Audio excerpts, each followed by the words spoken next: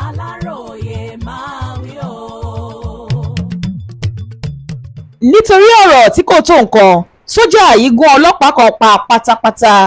Ṣe lọ̀rọ̀ di bó lọ yàgò fún mi lásìkò tí sójà kan, Aaron John, tó ń ṣiṣẹ́ nílé iṣẹ́ ogun orílẹ̀-èdè yìí tí wọ́n ń pè ní 6th Brigade Headquarters tó wà nípínlẹ̀ Jalingo, gbẹ̀mí ọlọ́pàá kan táwọn agbófinró ìpínlẹ̀ náà láwọn kò tí ì fẹ́ dárúkọ rẹ̀ nítorí tí ìwádìí ṣì ń lọ lọ́wọ́ nípa ìṣẹ̀lẹ̀ ọ̀hún.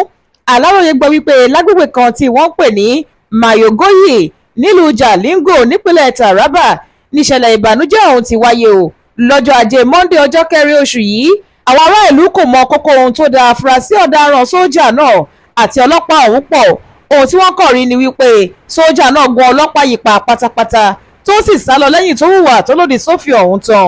Alukoro iléeṣẹ́ ọlọ́pàá ìpínlẹ̀ náà tún fìdí ìṣẹ̀lẹ̀ ọ̀hún múlẹ̀ fáwọn oníròyìn ìyẹn lọ́jọ́ Ṣẹ́gun Tuesday ọjọ́ 5 oṣù kẹjọ ọdún yìí wípé lójú ẹsẹ̀ táwọn gba ìpè pàjáwìrì látọ̀dọ̀ àwọn ará ìlú làwọn ti tẹ ọkọ̀ létí láti lọ fojú súnùkùn wo ìṣẹ̀lẹ̀ ọ̀hún, ṣùgbọ́n káwọn tó débẹ̀ àfúrásì ọ̀daràn sójà náà ti sá lọ o. Àwọn sì ń wá báyìí láti fọwọ́ òfin mú. Wọ́n ní ọ̀rọ̀ náà ti dé etí gbọ́ ọ̀gá àgbà iléeṣẹ́ ológun ẹ̀ka ti ìpínlẹ̀ náà tí wọ́n sì ti ṣèlérí wípé àwọn máa ṣe ìwádìí nípa ìṣẹ̀lẹ̀ ọ̀hún táwọn sì máa fa àfúrásì ọ̀daràn sójà náà lé àwọn ọlọ́pàá lọ́wọ́ lẹ́yìn tí wọ́n bá rí i mú.